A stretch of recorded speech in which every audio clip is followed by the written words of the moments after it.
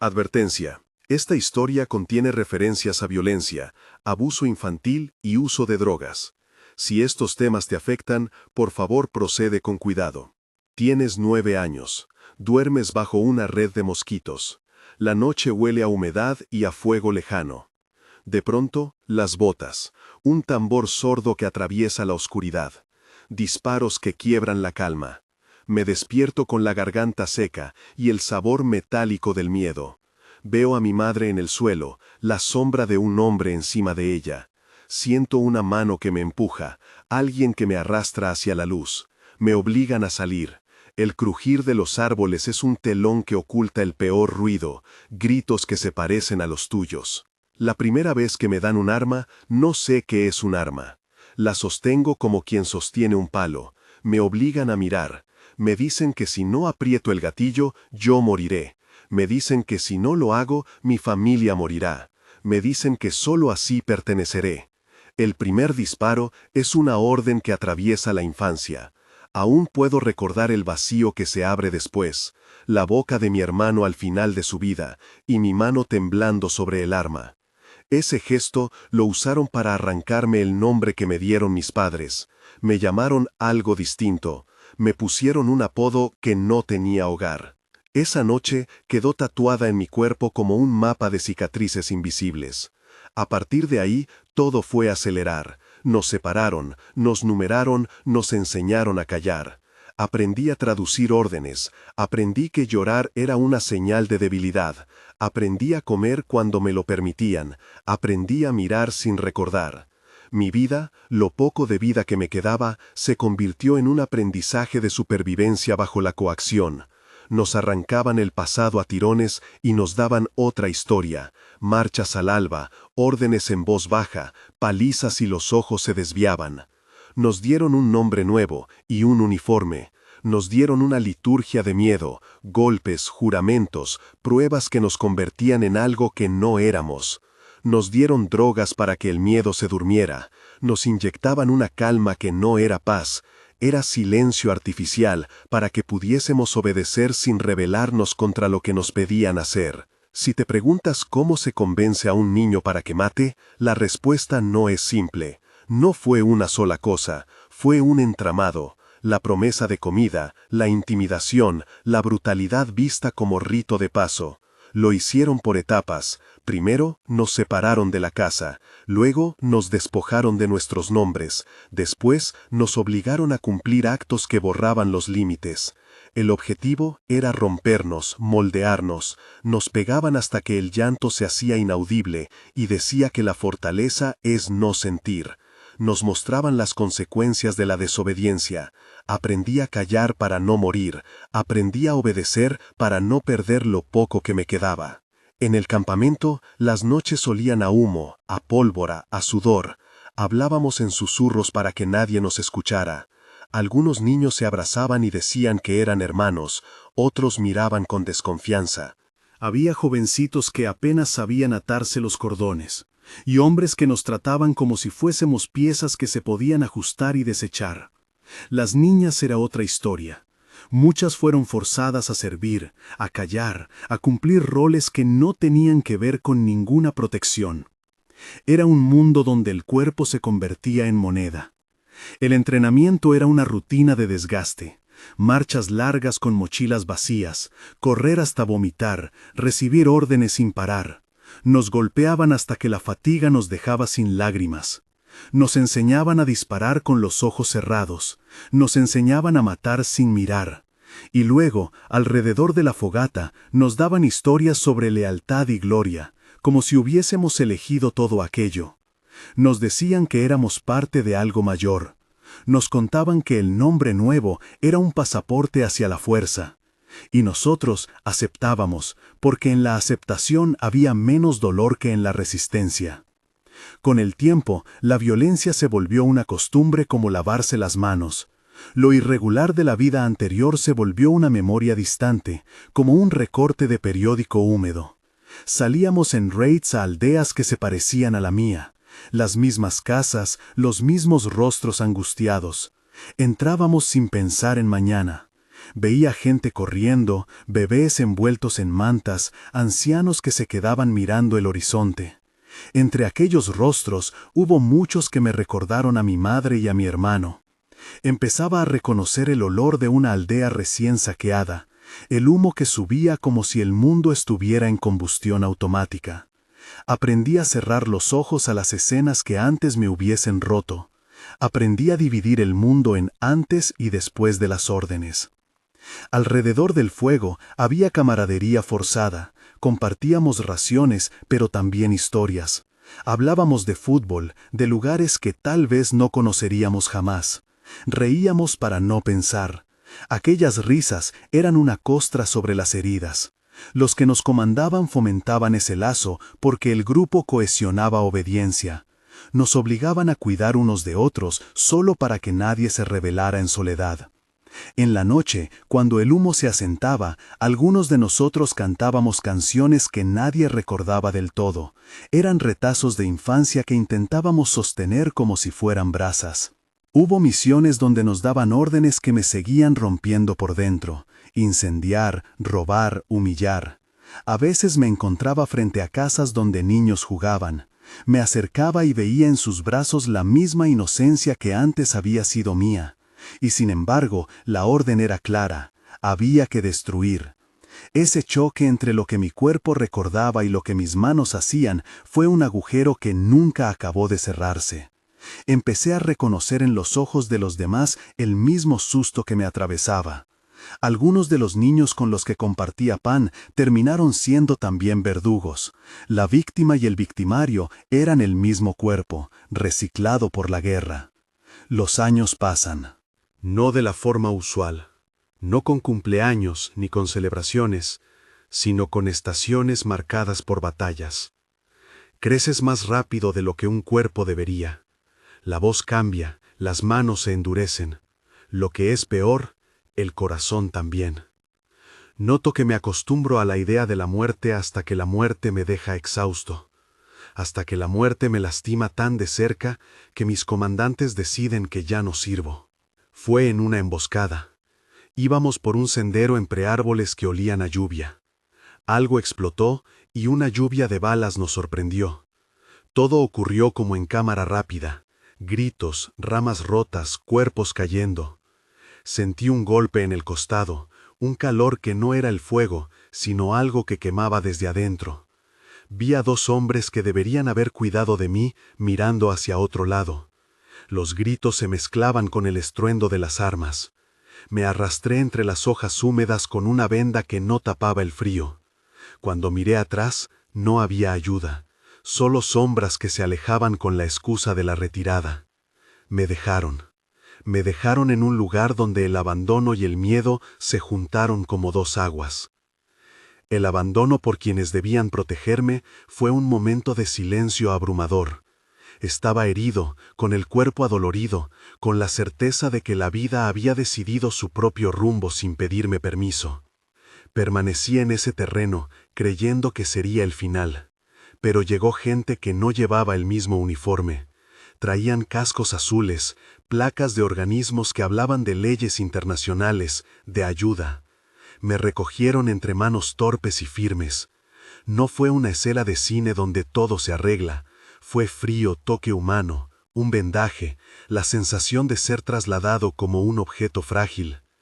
El campamento médico olía a antiséptico y a esperanza a medias. Me operaron, me dieron comida, me taparon con una manta que no olía a quemado. Me dijeron: estás libre.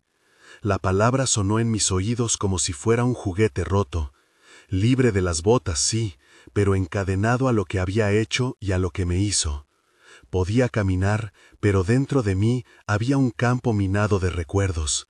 La libertad física no borraba lo que había sumado dentro, la culpa, la rabia, el vacío. En los días siguientes aprendí que salvar el cuerpo es distinto a salvar la vida. Me enseñaron que había procesos, programas de reinserción, psicólogos que trabajaban con niños como yo. Algunos me ofrecieron palabras que sonaban a ruta. Me tocó enfrentar cosas que no entraban en operativos, tener que mirar a otra gente sin que el instinto me empujara a analizar si eran amenaza, dormir sin escuchar pasos en la noche, dejar de esconder un cuchillo cuando alguien tocaba la puerta. Me costó confiar, me costó permitir que alguien me viera llorar sin que eso fuese considerado traición. Intenté volver a la aldea donde nací. Fui con pasitos cortos, con la esperanza de que los rostros se abrieran, de que mi madre hubiese sobrevivido. Encontré la casa vacía, el viento que soplaba entre las paredes como un lamento. La comunidad me miró con mezcla de lástima y miedo. Algunos me ofrecieron un plato de comida, otros preferían no verme. Me señalaron con miradas que eran más duras que las armas. Para ellos, yo era un recuerdo vivo de lo que habían perdido. Para mí, eran fantasmas que no me querían por lo que era. La reinserción que me vendieron en folletos no consideró ese rechazo. No incluyó cómo afrontar las cabezas inclinadas de los vecinos, la sutil distancia de las maestras o la desconfianza en el mercado. Me ofrecieron programas de trabajo, chicas que ayudaban con un taller, una pequeña casa de acogida. Aprendí a hacer tareas simples, reparar redes, cargar botellas, cocinar. Pero cada vez que creía haber armado algo parecido a una rutina, un sonido me devolvía al campo de batalla. El estallido de un petardo, un motor que se parecía a un helicóptero, el chasquido de una rama. Esos sonidos encendían filmaciones en mi cabeza, escenas que no pedí, pero que volvieron una y otra vez. Me cortaban de la conversación, me aislaban, me convertían de nuevo en alguien que necesitaba vigilancia. La culpa fue una cárcel más difícil. Podía dormir, comer, trabajar, pero no podía borrar las imágenes que había generado con mis manos. Me despertaba sudando de haber vuelto a disparar. Me preguntaba si el orden que seguí, la obediencia que aprendí, no había sido también una condena para otros. Llevaba la sensación de haber fallado a los míos en un bolsillo que nunca se vaciaba. Llegué a pensar que la única salida sería confesar todo, pero la confesión no venía con perdón garantizado. Pagar por lo que había hecho no significaba que podría recuperar el nombre que me quitaron con un disparo. Con el tiempo, algunos lograron avanzar, otros se perdieron en las calles. Vi compañeros que antes compartían la misma ración convertirse en sombras que vagaban sin rumbo. La comunidad internacional hablaba de reinserción, de tratados, de esfuerzos, pero en la práctica la reinserción era irregular e insuficiente. No había suficientes recursos para quienes veníamos con las manos manchadas de un pasado del que no podíamos escapar. La burocracia confundía nuestros nombres, el nombre que nos habían dado, el apodo que nos impusieron, el número con el que aparecíamos en un informe. Todo eso volvía nuestras vidas náufragas. Aprendí algunas cosas que quizá pueden servir a quien escucha. La primera es que sobrevivir no es lo mismo que vivir. Hay una línea fina entre haber escapado de la muerte y estar presente para estar bien. La segunda es que la empatía es un principio práctico. Mirar a alguien que fue niño soldado y no reducirlo a sus actos, sino verlo como un ser que fue moldeado por fuerzas que lo sobrepasaron, es el comienzo de cualquier reparación. La tercera es que la reparación requiere tiempo, recursos y voluntad comunitaria. No alcanza con palabras en televisión. Hoy, cuando veo a otros niños jugar en la plaza, una parte de mí se queda quieta y escucha. Me siento en un banco y los observo. Corren, se empujan, se caen y se levantan. Sus risas pegan en mi estómago como agujas. Me acuerdo del nombre que me dieron al nacer. A veces lo digo en voz baja para probar si todavía existe dentro de mí. Otras veces lo pronuncio y me sorprendo al notar que me responde con un eco. Mi propia voz lo devuelve como si el tiempo pudiera doblar su espiral. Pero sé que nombrarme no borra lo que pasó. La guerra vive conmigo. La oscuridad que me atravesó la dejó allí, en capas que se superponen sobre mis días. La impactante vida de un niño soldado que sobrevivió a la guerra no termina en el rescate. Esa frase podría sugerir una caída y luego la luz. La verdad es que la historia sigue, la luz es tenue y la caída persiste en forma de recuerdos. Sobreviví a la guerra de cuerpo, aún convivo con la guerra en el pensamiento. Aún así, hay pequeñas cosas que me harán decir que hay vida. Una charla que no termine en silencio, un trabajo donde no pregunte por mis dedos, una mano que me alcance sin miedo. Son gestos simples y quizá eso sea lo más difícil, que la comunidad sepa que esas cosas bastan para empezar a reconstruir. No vengo a pedir lástima, vengo a pedir atención, a pedir que quien escucha entienda que detrás de ese título, la impactante vida de un niño soldado que sobrevivió a la guerra, hay una persona que siente, que recuerda, que ambiciona. Si algo de esto te toca, te pido que lo compartas, que te informes, que no reduzcas esta historia a un titular sensacional. Hay organizaciones que trabajan con niños y jóvenes para su reinserción, para apoyo psicológico, para formación laboral. En la descripción encontrarás enlaces y recursos reales donde puedes aprender, donar o colaborar de manera responsable. Mirar a alguien como yo no cambia el pasado, pero puede transformar el presente. No tenemos todas las respuestas, no hay fórmulas mágicas. Lo que sí existe es la posibilidad de acompañar sin juzgar, de crear espacios donde el silencio no sea penitencia, sino oportunidad para hablar. Si algo aprendí entre botas, hambre y fogatas, es que la dignidad empieza con una mirada que reconoce la humanidad del otro. A veces me siento en un parque y dejo que los niños jueguen.